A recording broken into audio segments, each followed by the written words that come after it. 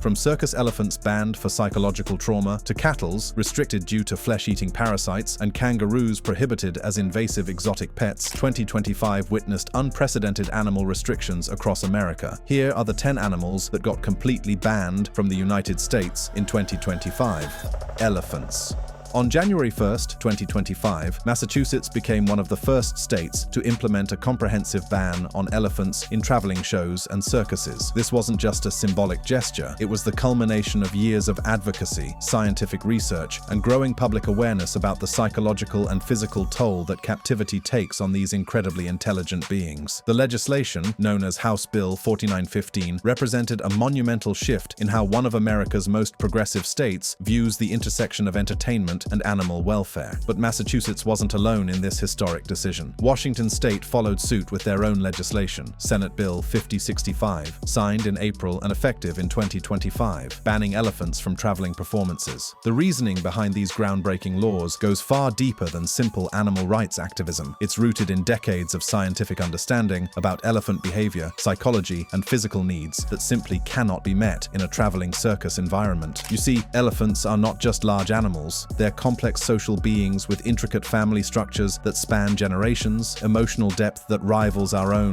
and physical requirements that are simply impossible to meet in a traveling circus environment. In the wild, elephants can walk up to 50 miles per day, live in multi-generational family groups, and engage in sophisticated communication patterns. They mourn their dead, celebrate births, and maintain relationships that can last decades. The chronic stress, physical abuse often associated with training methods, and the complete incompatibility of circus life with their natural behaviors had been building a case for these bans for years. Elephants in captivity often suffer from foot problems and psychological trauma, with chronic stress from physical abuse in training and incompatibility with natural behaviors like long-distance migration. The foot problems alone are staggering. Arthritis, abscesses, and chronic pain are endemic among captive elephants, largely due to standing on hard surfaces and lack of exercise. Psychologically, these animals often develop repetitive behaviors like swaying and head bobbing, clear indicators of severe mental distress. Conservation groups estimate that these new restrictions protect approximately 50 elephants annually from exploitative tours, building on Los Angeles's groundbreaking elephant circus ban from 2016. The legislation affects interstate performers and reinforces federal protections under the Animal Welfare Act, creating a domino effect that advocates hope will eventually span the entire nation. What makes this story even more compelling is the scope of the impact. These aren't just local ordinances affecting a few small-town circuses, but state-level laws that affect major interstate performers and touring companies. But elephants weren't the only performers facing extinction from America's entertainment venues. Their fellow circus stars were about to face an even more comprehensive crackdown.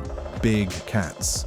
If the elephant bans captured headlines, the restrictions placed on big cats in 2025 created an absolute media firestorm that reverberated through social media, animal rights organizations, and the entertainment industry alike. We're talking about lions, tigers, jaguars, leopards, and their various hybrids, the apex predators that have long served as the crown jewels of circus performances and exotic animal exhibitions across America, animals that represent power, majesty, and danger in the collective human imagination. The same Massachusetts legislation that banned elephants also prohibited big cats from traveling shows, effective January 1, 2025. Washington state's comprehensive ban included all wild cats in its prohibited categories for 2025. But this was just the beginning of what would become a nationwide conversation about the ethics and safety of keeping these magnificent predators in entertainment settings. This wasn't just about animal welfare, it was about public safety, zoonotic disease prevention, and the growing recognition that the exotic pet trade was fueling dangerous and often illegal breeding operations that prioritized profit over both animal welfare and human safety. The high risk of aggression toward handlers, zoonotic disease transmission like tuberculosis, and ethical concerns over cub petting schemes that fuel the pet trade were driving these unprecedented restrictions. Here's where the story gets truly shocking. Born Free USA data showed these new restrictions contributed to a 15% drop in big cat roadside attractions during 2025. But behind these statistics lies a more complex and often horrifying narrative about the underground economy of exotic animal breeding and the often horrific conditions in which these animals were kept. We're talking about animals confined to concrete cells, fed inadequate diets, denied veterinary care, and subjected to training methods that would be considered torture if applied to domestic animals. The numbers tell a story that shocked even seasoned animal welfare advocates. 90% of US tigers are privately owned, often in substandard conditions, with overbreeding for the exotic pet market leading to neglect. Consider this staggering fact: there are more tigers living in captivity in the United States than exist in the wild globally. Approximately 5,000 captive tigers compared to roughly 3,900 wild tigers worldwide. Most of these captive tigers live in facilities that lack proper veterinary care, adequate space, or appropriate environmental enrichment. The 2025 restrictions were perfectly timed to complement the Big Cat Public Safety Act of 2022, which had been working to phase out private big cat ownership across the United States. By 2025, this federal legislation was reaching its full implementation, with an estimated 5,000 tigers affected and some redirected to sanctuaries. Lions are CITES Appendix I protected, banning international trade since 1975, and with private ownership already illegal in over 20 states, the 2025 legislation created a more comprehensive framework for protection. This represents a critical step toward creating uniform national policy on big cat ownership and use, closing loopholes that had allowed these animals to continue suffering in entertainment and private ownership situations. Yet, as the big cats faced their final curtain calls, another group of powerful predators was simultaneously losing their stage presence across America: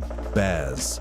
The story of bears in American entertainment is one of the oldest and most troubling chapters in our relationship with wild animals, a narrative that stretches back to traveling shows of the 1800s and continues to haunt modern animal welfare discussions. For generations, bears have been forced to perform tricks, dance on their hind legs, and endure unimaginable training methods that would shock most modern audiences. But 2025 marked what could very well be the beginning of the end for this tragic tradition that has persisted far longer than most Americans realize. Bears joined elephants and big cats in the Massachusetts and Washington bans on wild animals in traveling shows, effective in 2025. But the bear story goes much deeper than just circus performances. It touches on complex issues of hibernation disruption, the psychological trauma of captivity, the very real public safety risks that these powerful animals represent, and the cultural traditions that have normalized what is essentially the torture of wild animals for human entertainment. Bears endure beatings for tricks, with hibernation disruption causing serious health issues, plus public safety risks from escapes. Here's what most people don't understand about bears in captivity. These animals have extraordinarily complex seasonal behaviors that are completely disrupted by the entertainment industry. In the wild, bears spend months preparing for hibernation, gradually slowing their metabolism, building fat reserves, and entering a state of torpor that's crucial for their physical and psychological well-being. Captive bears used for entertainment are often kept active year-round, creating chronic stress that manifests in repetitive behaviors, aggression, and serious health problems, including diabetes, heart disease, and immune system dysfunction. The training methods traditionally used to make bears perform are particularly disturbing and would be classified as animal abuse if applied to domestic animals. Historical accounts describe bears being beaten with clubs, having their noses pierced with rings, being subjected to electric shocks, and being forced to stand on hot plates to make them dance on their hind legs. While modern facilities claim to use more humane methods, the fundamental problem remains. Bears are not naturally inclined to perform tricks, and any training method that forces them to do so involves some level of coercion, intimidation, or outright abuse. Bears are intelligent animals with complex social structures and emotional needs that simply cannot be met in entertainment settings. The 2025 restrictions affect approximately 200 bears currently being used in American entertainment, while 34 states already ban private bear ownership. This creates a patchwork of regulations that advocates are working to standardize through federal legislation. But the 2025 state-level victories represent significant progress toward comprehensive protection. What makes the bear bans particularly significant is their connection to broader wildlife conservation efforts. As climate change and habitat destruction continue to pressure wild bear populations across North America, there's growing recognition that every individual bear matters for the long-term survival of the species. While bears disappeared from circus rings, humanity's closest genetic relatives were facing their own battle for freedom from captivity: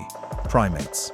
Perhaps no animal restrictions in 2025 generated more complex emotions and heated debate than those affecting primates, our closest evolutionary relatives whose intelligence, emotional capacity, and social complexity make their exploitation particularly disturbing to modern sensibilities. Monkeys, apes, and other non-human primates have long occupied a unique position in American entertainment and exotic pet ownership, but 2025 marked a turning point that could reshape this relationship forever and force society to confront uncomfortable truths about how we treat our genetic cousins. The Massachusetts and Washington circus bans specifically included non-human primates, effective in 2025, but the primate story goes far beyond entertainment venues and reaches into private homes, roadside attractions, and the shadowy world of exotic pet trafficking that operates largely outside public awareness. On May 5, 2025, Congress reintroduced the Captive Primate Safety Act to ban private possession and unlicensed trade of primates nationwide. The timing of this reintroduction wasn't coincidental. It reflects growing awareness of the zoonotic disease risks that primates pose, particularly in the post-COVID era when the public has become increasingly conscious of how diseases can jump from animals to humans with potentially catastrophic results. Primates pose high zoonotic risk, including herpes B virus and Ebola links, with primates suffering isolation and self-harm in captivity, preventing tragedies like attacks on children. But the disease risk is just one part of a much larger and more complex story. Primates are extraordinarily intelligent animals with cognitive abilities that rival those of human children, complex social needs that are virtually impossible to meet in private ownership situations, and emotional depths that make their suffering in captivity particularly acute. In the wild, most primate species live in intricate social groups with established hierarchies, communication systems that include hundreds of distinct vocalizations and behavioral patterns that have evolved over millions of years. If the Captive Primate Safety Act passes, it would affect approximately 15,000 privately owned primates across the United States. This isn't just a theoretical number, these are 15,000 individual animals, many of which have been bred in captivity and have never known life in their natural habitats, but all of which possess the cognitive and emotional capacity to suffer in ways that are remarkably similar to human suffering. The CDC already prohibits the importation of primates as pets, recognizing the significant health risks they pose not just to their immediate owners, but to entire communities. This echoes a 2004 push after chimp attacks, with the 2025 reintroduction tied to post-COVID disease awareness. The 2025 legislative push represents an effort to close existing loopholes that allow domestic breeding and interstate transport of these animals, creating a more comprehensive framework for primate protection. From humanity's closest relatives, our story turns to one of nature's most elegantly imposing creatures: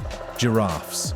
The inclusion of giraffes in the 2025 animal restrictions might seem surprising to some, but their story represents one of the most poignant examples of how our understanding of animal welfare has evolved beyond traditional categories of dangerous or docile animals. These gentle giants, with their impossibly long necks that can reach up to 18 feet in height, graceful movements that seem to defy physics, and spotted coats that make each individual as unique as a human fingerprint, have long captured human imagination and appeared in everything from children's books to corporate logos. But 2025 marked the year when America began to seriously reckon with the reality of what it means to keep these magnificent African animals for entertainment, and the results were both groundbreaking and long overdue. Massachusetts specifically included giraffes in their traveling show ban, effective January 1st, 2025. This might seem like a small detail in the broader context of animal legislation, but it represents something profound: the recognition that even animals that seem docile and manageable have complex needs that cannot be met in traveling entertainment venues, and that public policy should be based on scientific understanding of animal welfare rather than anthropomorphic assumptions about which animals are suitable for human entertainment. Giraffes require vast spaces, with circus transport causing injuries, while poaching for giraffe mania selfies exacerbates wild declines. Giraffes are remarkable creatures that in their natural African habitats can roam territories spanning hundreds of square miles, feeding on acacia leaves from trees that can be 20 feet or more off the ground, and engaging in complex social behaviors that include necking contests, communal childcare, and long-distance visual communication. The transportation requirements for giraffes in traveling shows present almost insurmountable challenges that highlight the absurdity of using these animals for entertainment. These animals require specially designed trailers with extraordinarily high clearances, often 18 feet or more, and even short trips can cause significant stress and potential injury. Their long necks and legs make them particularly vulnerable to injury during during loading and unloading, and the confined spaces necessary for transport can cause serious psychological distress that manifests in repetitive behaviors and self-harm. This represents the first US giraffe ban in circuses, supporting CITES protections, while the global population has declined 40% since 1985. This dramatic population decline is due to habitat loss, poaching, and human encroachment on traditional giraffe territories across Africa. In this context, every giraffe matters for the long-term survival of the species, making their use for entertainment not just ethically questionable, but potentially contributory to species extinction. As we transition from the world's tallest animals to its fastest land mammals, we discover that speed couldn't save cheetahs from the comprehensive crackdown on big cat exploitation. Cheetahs.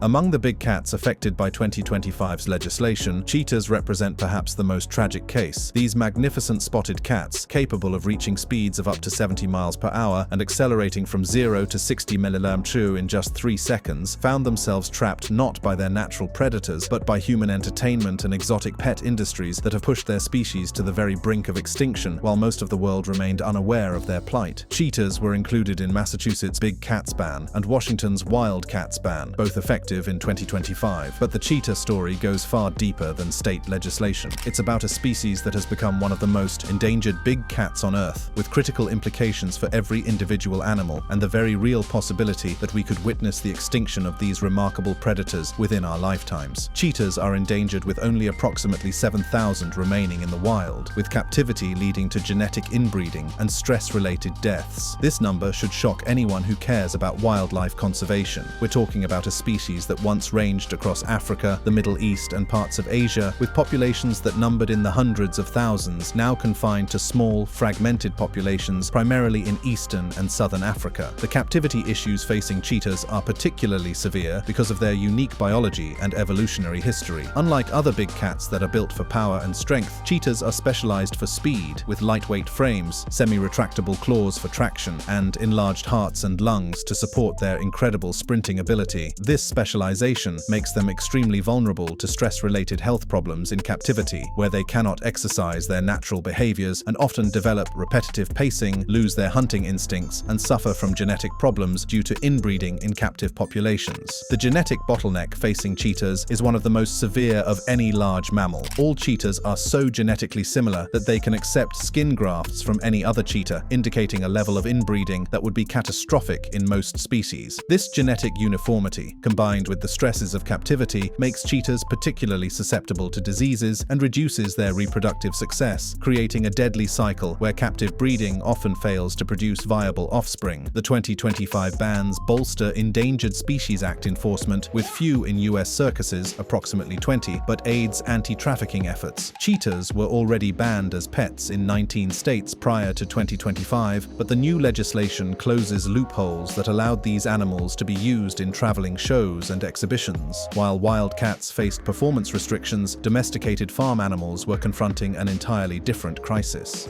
Cattle.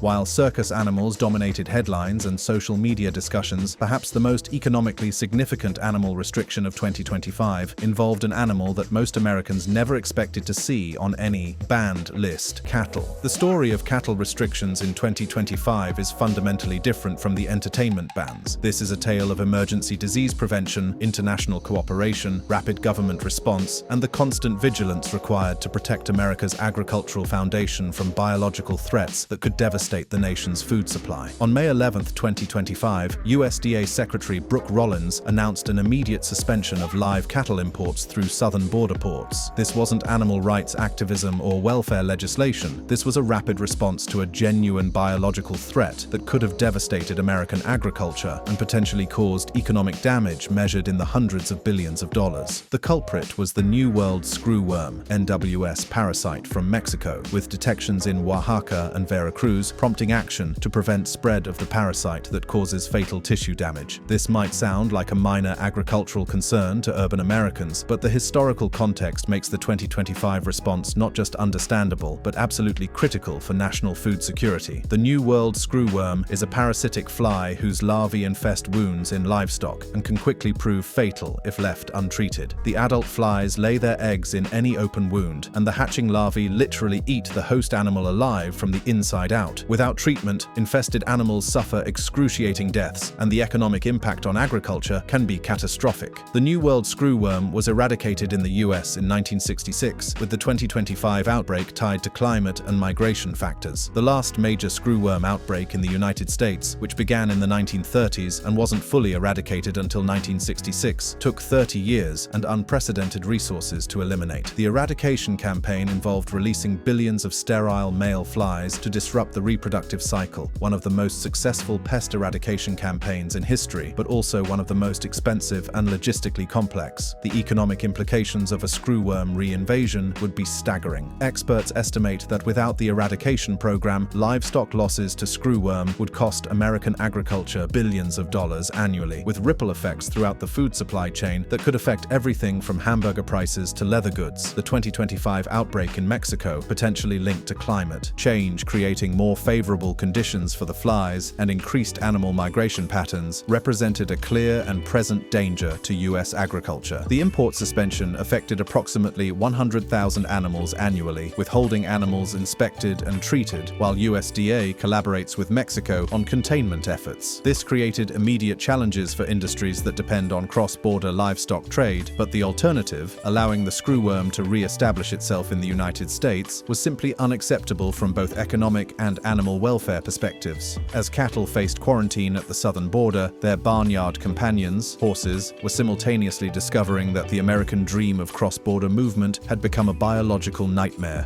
Horses. The horse industry in America represents something deeply cultural and emotionally significant: the spirit of the frontier that built the nation, the elegance of racing that captivates millions, the tradition of rodeo that connects communities across the rural West, and the simple pleasure of recreational riding that brings joy to countless families. But in 2025, even these beloved animals found themselves caught up in the biological emergency that swept across the southern border, creating unprecedented challenges for an industry built on cross-border relationships that stretch back generations. Horses were included in the USDA's May 2025 southern border import suspension, facing the same New World screwworm threat that affected cattle. But for the horse industry, this restriction carried unique cultural and economic implications that rippled through communities on both sides of the border, affecting everything from small family breeding operations to major racing enterprises with international investments. The NWS risk to equines is particularly severe because the parasite causes fatal tissue damage. Horses, with their sensitive skin, tendency toward minor wounds and cuts from normal activity, and outdoor lifestyles that expose them to fly populations, are especially vulnerable to screwworm infestation. Once the larvae establish themselves in a wound, they can quickly cause life-threatening tissue damage that spreads rapidly if not immediately treated with specialized veterinary care. The impact on racing and rodeo industries was immediate and severe, disrupting business relationships that had been built over decades. The temporary restrictions affected racing and rodeo imports, with monthly reviews and alternatives via northern ports. Many of America's most celebrated racing horses have Mexican bloodlines, and the breeding programs that produce champion athletes depend heavily on genetic diversity that crosses national boundaries. Thoroughbred racing, in particular, relies on careful genetic planning that often involves horses from multiple countries. The rodeo industry faced its own unique challenges that highlighted the deep cultural connections between American and Mexican horse communities. The cultural traditions that connect American and Mexican rodeo communities run deep, with horses, riders, and equipment regularly crossing the border for competitions, training, and cultural exchanges that have been happening for over a century. The 2025 restrictions forced organizers to completely reimagine events that had operated the same way for decades, often canceling competitions or finding alternative venues that dramatically increased costs and reduced participation. This represented the first major horse border halt since federal horse protection laws were established in 1970. The Horse Protection Act and other federal legislation had long regulated the treatment and transport of horses, but never before had health concerns led to such a comprehensive border restriction that affected the fundamental movement patterns of an entire industry. While horses and cattle faced restrictions at international borders, millions of domestic farm animals were experiencing their own revolution, one that would transform breakfast tables across America. Hens. While wild animal bans and border restrictions dominated national headlines, perhaps the most widespread animal welfare victory of 2025 affected creatures that most Americans interact with every single day: hens, the birds whose eggs appear on breakfast tables across the country and whose treatment represents one of the most significant animal welfare issues of modern agriculture. The hen story of 2025 represents a quiet revolution that has been building for over a decade, finally reaching a tipping point that will affect millions of animals and transform how America produces one of its most basic food products. Bans on battery cages and sale of eggs from caged hens became effective in Colorado and Michigan in 2025, while Arizona delayed similar laws to 2034 due to bird flu concerns. This might sound like a technical agricultural adjustment to casual observers, but it represents a fundamental shift in how America produces eggs, from a system that prioritizes efficiency and low costs above all else to one that acknowledges the basic welfare needs of the animals involved. The confinement system causes bone fractures and pecking injuries, aligning with Proposition 12 standards from California in 2018. To understand the significance of these changes, you need to picture what battery cage systems actually look like and the reality of life for the animals trapped within them. Imagine birds with wingspans of nearly 2 feet crammed into wire cages smaller than a sheet of paper, unable to spread their wings, unable to turn around comfortably, unable to exhibit any of the natural behaviors that define what it means to be a bird. The 2025 legislation benefits more than 12 million hens yearly, with egg prices rising 10-15% short-term but stabilizing, while Nevada allows emergency suspensions. This represents one of the largest animal welfare victories in American history in terms of the sheer number of individual animals affected. 12 million sentient beings whose daily experience of life will be fundamentally improved by these legislative changes. The economic implications of these changes have been massive but manageable. Egg producers invested over $1 billion in retrofitting their facilities to meet cage-free standards, replacing battery cage systems with more spacious environments that allow hens to engage in natural behaviors like wing spreading, dust bathing, and perching. The initial predictions of dramatic price increases and supply shortages proved largely unfounded, with markets adapting more quickly than critics had expected. This is part of a 10-state cage-free wave that has been building since 2015, representing a consumer-driven transformation of American agriculture that demonstrates the power of informed consumers to drive systemic change. The movement has been driven by a combination of animal welfare concerns, consumer demand for more humane products, and corporate policies from major food companies and restaurant chains that recognize changing consumer preferences. As millions of farm animals gained freedom from cages, our final story reveals perhaps the most unexpected addition to America's growing list of forbidden creatures: marsupials from down under, kangaroos.